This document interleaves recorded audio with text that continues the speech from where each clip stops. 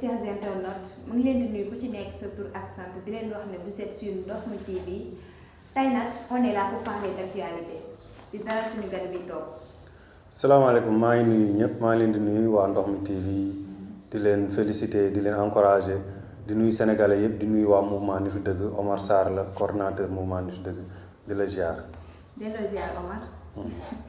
tey nag dañoo ñëwoon pour nga leeral ñu yéen waa mouvement Nitu Dëgg. lan mooy seen concept. waaw suñu concept c'est facile ah mën nañ ko tuddee suñu concept mën nañ ni mooy l'islam les bases de l'islam les fondements de l'islam quoi parce que dañu Nitu Dëgg pour la restauration des valeurs waaw parce que bi ñuy créer Nitu Dëgg dañu jàngal ni suñu yenent suñu yenent sallallahu alayhi wa sallam dafa wax ni jullit du fen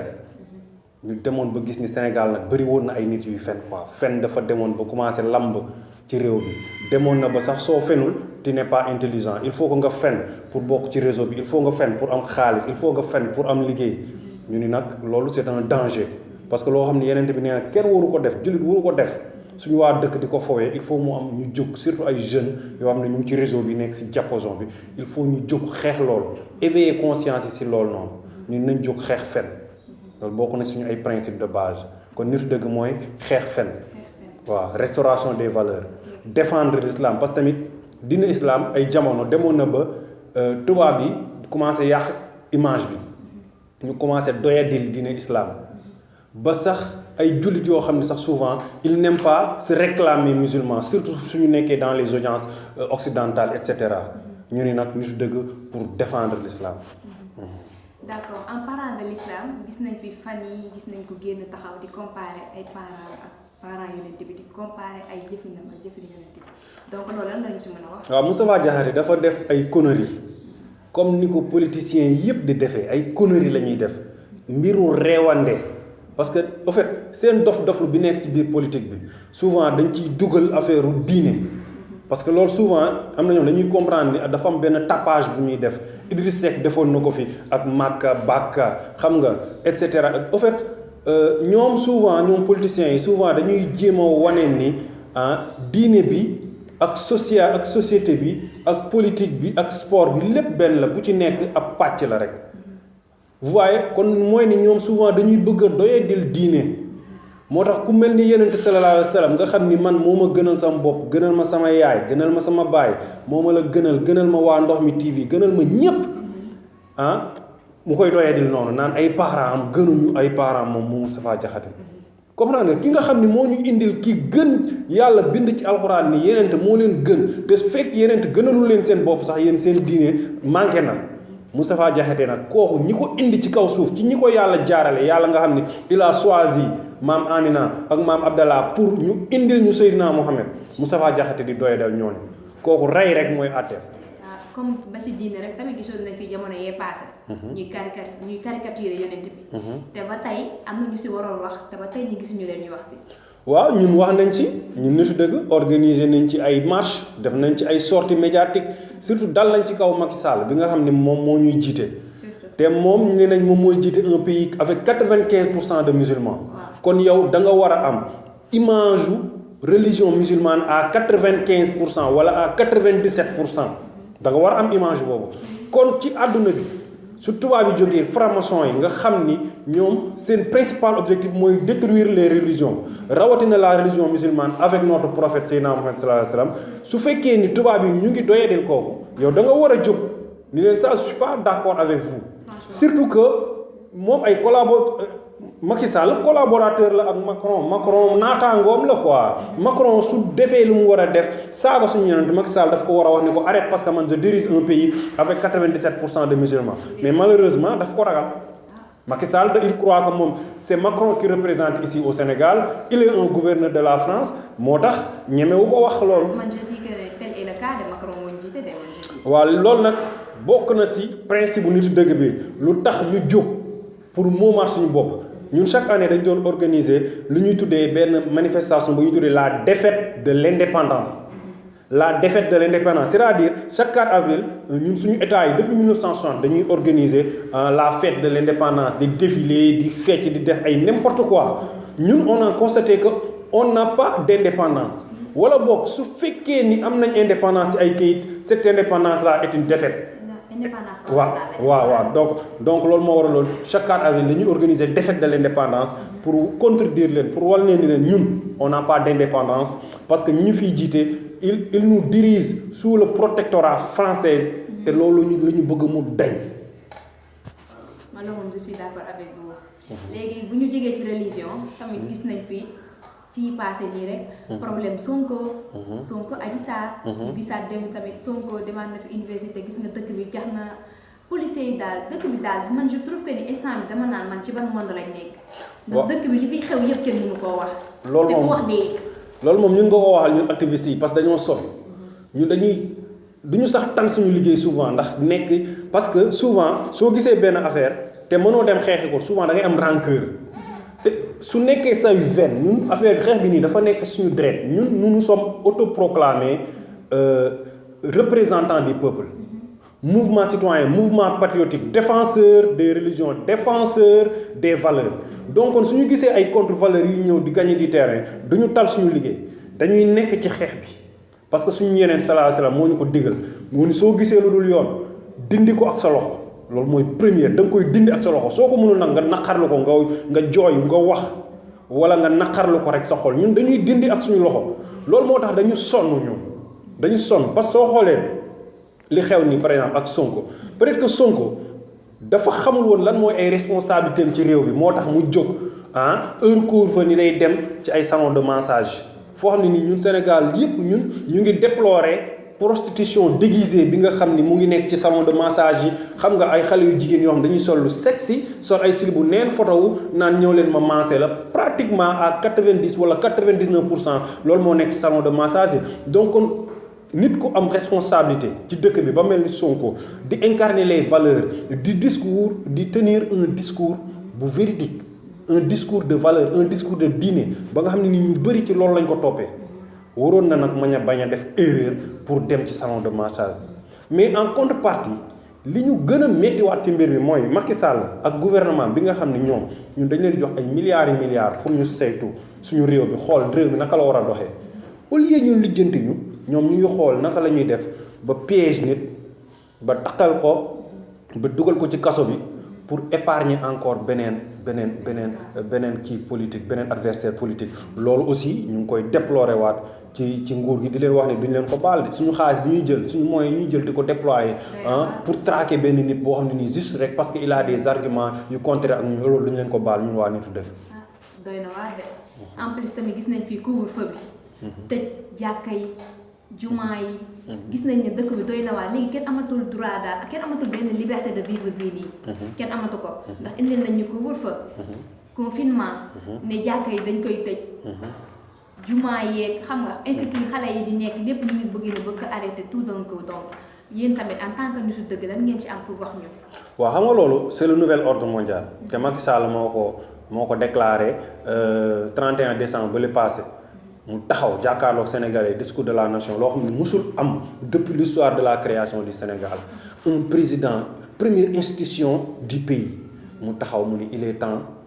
qu'on passe à une nouvelle ordre mondial te ñun ñëpp ñu xam ni nouvel ordre mondial mooy franc-maçon yi booloo woon am doole ci réew bi ñu taxaw ñoom ñëpp ñu ni léegi àdduna bi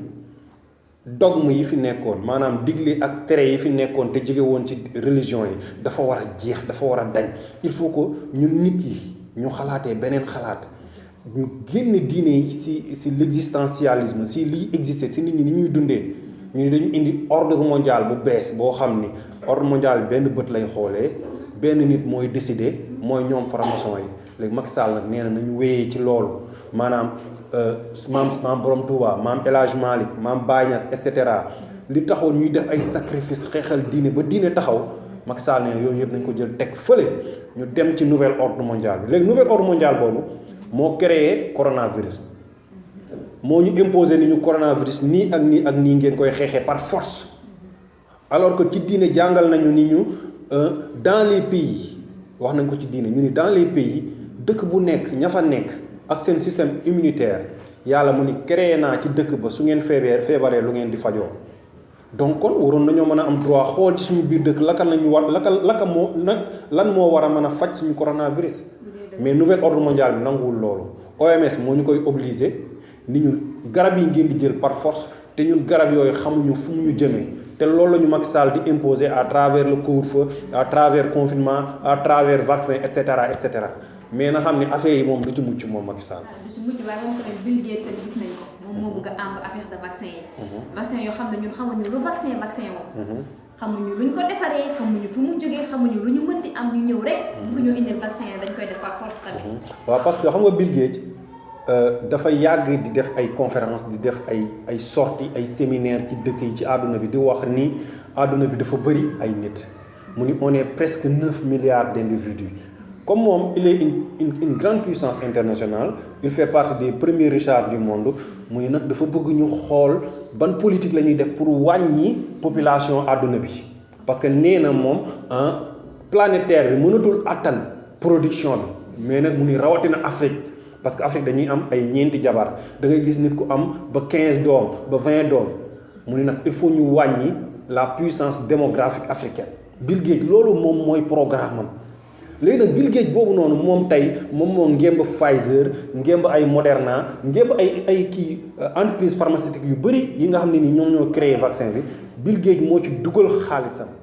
te ñun ñëpp ñu ngi ñaaw njort ni coronavirus bi dafa bëgg a ñëw pour wàññi population bi parce que waa OMS seen secrétaire général bi génn na mu ni en Afrique il y aura des centaines de millions de morts ci coronavirus bi loolu mooy seen objectif ñoom loolu la ñu gëm pour faire souffler le monde xamuñu li yàlla wax yàlla mi ni man maa créé doomu aadama xaral ko gémmiñam te luy dugg ci gémmiñ gi ci man lay jóge ñoom ñu jël loolu teg ko fële parce que ñoom seen nouvel ordre mondial mooy ñoom dañu war a changer te xam nga dañu defoon lu graaw depuis yàgg na essayer de récupérer l'Amérique sans les Amérindiens fexe jéem nañu exterminer la race indienne pour indi fa ay ñeneen pour ñu ñëw récupérer Amérique mooy tubaab ya fa nekk mais loolu lañu bëgg a def ak Afrique parce que Afrique mooy avenir bi Afrique neex na leen climat bi baax na sous-sol bi riche na te bëgguñu cohabiter avec les Africains moo tax ay ku mel ni Macky Sall la ñuy récupérer comme pion lépp lañu bëgg a dugal fii ñu dugal ko fi pour ñun ñuy wàññeeku ndànk ak ndànk mais ils vont pas gagner ça. mais man li ma jaaxal mooy jiitu réew mi ñi fi nekk ñëpp ñoom naka la ñuy mën a xamee ni Bill Gates lii moo tax muy def lii ñoom lii lañ si jublu ñoom lii lañ si bëgg te kenn du si wax daal kenn du si wax daal dañuy bàyyi ñu indi seeni vaccin pikiir ju ko ñun ñëpp ñu xëy rek dee benn yoon. kay loolu c'est très important moo tax da ngay dem ba da nga naan mais ñun kii di ñuy jiite ñu koy wax Macky Sall est-ce que moom il est sénégalais est-ce qu'il nous aime d'abord est-ce qu'il comprend qui nous sommes mais après beneen réflexion da lay wax ni parce que nous sommes pas indépendants parce que il n'a pas le droit de prendre certaines décisions parce que il est dans le nouvel ordre mondial te moom élément bu ndaw la ci biir nouvel ordre mondial il n'a pas le droit de veto dans le nouvel ordre mondial il n'a pas le droit même de prendre la parole devant le nouvel ordre mondial moo tax ñiy jël parole ñoom ñoo jël parole rek jox ko ni ko exécuter te moom il n'a pas le droit de refuser parce que dans le nouvel ordre mondial soo ci bokkee nekk seen élément si tu refuses une décision il peut t'assassiner il peut mën nañ la wàcce ak yeneen te moom il n'a pas le courage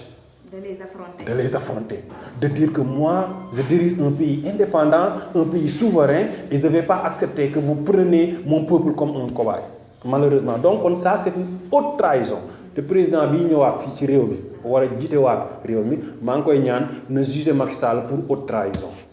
gëw ma ne dina dem de parce que Macky président la de lu mu metti lu mu neex nañ ne muy suñu kilifa te bu waxee mu neex ñoom mu naqari ñëpp dañ koy appliquer léegi nañ jéem a xool beneen yoon rek léegi tamit maa ngi gis tamit yow lan moo tax nga ne yow d'accord ak waa mouvement Y'en a marre loolu boo ko. waaw xam nga mouvement Y'en a marre bokk na si li tax ñun ñu créé mouvement Nitu Dëgg. parce que ñi bokk ci mouvement nitu dëgg bi am na ci ñoo xam ni ci mouvement Y'en a marre lañ bokkoon juste avant Ablaye Wade di jàll avec l'avènement du 23 juin et cetera xam nga africains yi sénégalais yi ñëpp jógoon nañ jàppale Y'en a marre ba ñu gëm ay affaires yu bëri ci ñoom ñenn ñi toog seetaan leen ni di xaar fan la wànnent di mujjee ak i bëtam mais li nit ñi doon njort loolu lañu gis mooy fi Sénégal ku mar naan soo gisee fóoti rek da ngay naan doo rester ak sa dignité doo rester ak sa courage loolu lañu gis à travers Y'en a marre parce que Macky Sall bi mu ñëwee après gis nañ gars yi commencé changer costume yi changer veste yi changer oto di am ay visa di dem di ñëw la ñu doon kaas ci Ablaye Wade ñuy gis pire 1000 fois avec Macky Sall te ñemewuñ ko wax parce que commencé woon nañ tooyal seen ay ceeb ñu gisoon avec les jeunes de Colobane yi nga xam ne ni jàppoon nañ leen ñu ni leen yéen a rey Fodé Ndiaye ñoom ñemewuñ ci wax parce que on leur avait menacé ni leen Fodé Ndiaye yéen a war a porter la responsabilité de sa mort mooy Fodé Ndiaye mooy policier bi ñu rayoon